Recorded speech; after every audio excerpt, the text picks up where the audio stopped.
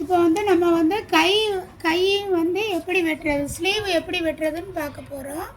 அதுக்கு என்ன செய்யணும்னா, நம்ம இது வந்து சார்ட்டுங்கிறதுனால நம்ம நேராக இருக்கிறதுனால விட்டுட்டோம்.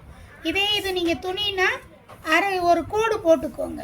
போட்டுட்டு அதில் இருந்து 1.5 இன்ச், இதுக்கு வந்து 1.5 இன்ச்சு விட்டால் போதும். 1.5 இன்ச்சில் ஒரு மார்க் பண்ணிக்கோங்க. ஒரு மார்க் பண்ணிவிட்டு அதில் இருந்து ப்ளவுஸோட உயரத்தை எடுங்க.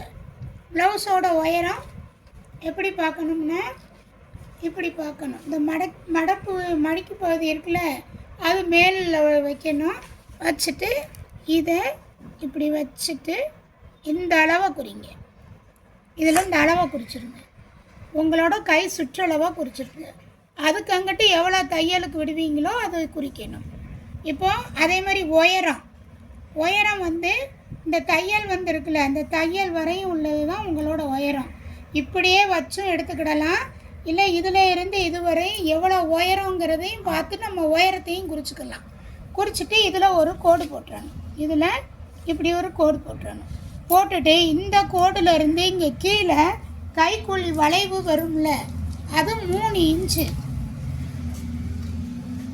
இன்ச்சு மார்க் பண்ணி அதில் ஒரு கோடு போட்டுறணும்.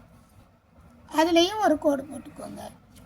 போட்டுட்டு இப்போ நம்ம ஆம்கோல் சுற்றளவு குறிக்கணும். இந்த ஆம்கோல் சுற்றளவு இருக்குல்ல, இந்த ஆம்கோல் சுற்றளவு, இதுதான் ஆம்கோல் சுற்றளவு.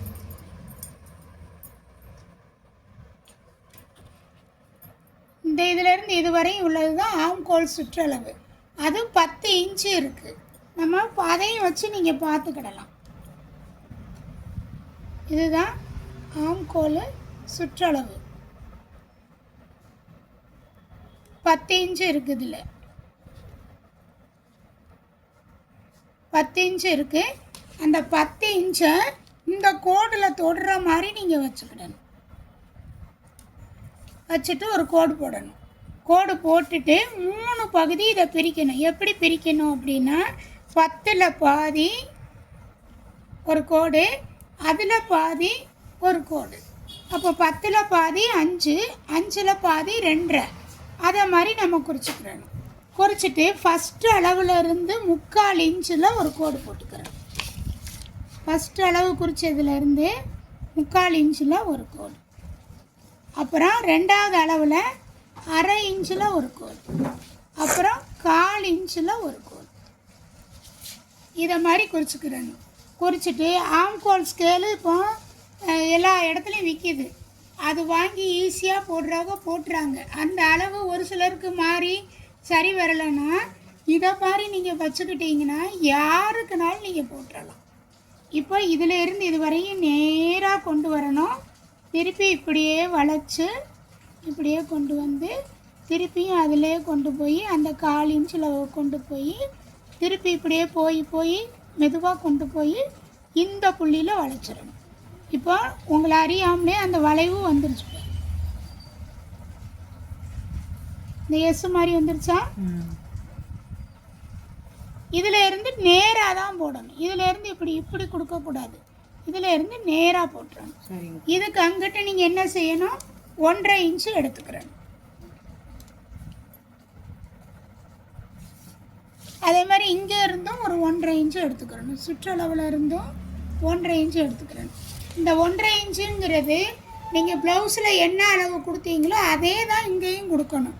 அங்கே 2 கொடுத்தா இங்கேயும் 2 கொடுத்துக்கோங்க. அங்கே 1 இன்ச்சு கொடுத்தா இங்கேயும் 1 இன்ச்சு கொடுத்துட்டு இப்போ இதை நீங்கள் மார்க் பண்ணிடுங்க.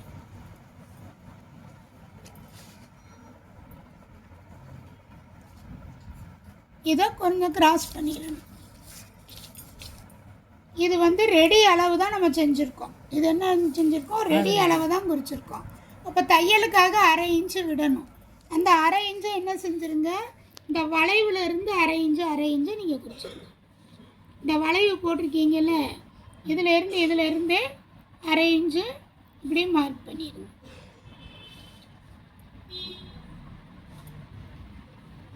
வரைய தெரிகிறவங்க அப்படியே வரைஞ்சிருவாங்க.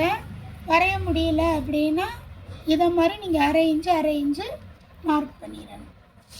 மார்க் பண்ணிவிட்டு இதில் தான் நீங்கள் என்ன செய்யணும், கட் பண்ணணும். இதில் தான் நீங்கள் கட் பண்ணணும். இப்போ புரிஞ்சா? இதுதான் ஸ்லீவு. அப்போ என்ன செய்வீங்க, ஒரு கோடுன்னு யோசிப்பீங்க. ஒரு கோடுங்கும் போது அதில் ஒரு கோடு இதில் ஒரு கோடு சேர்ந்து 1/4 இன்ச்சு கூட்டிடும்.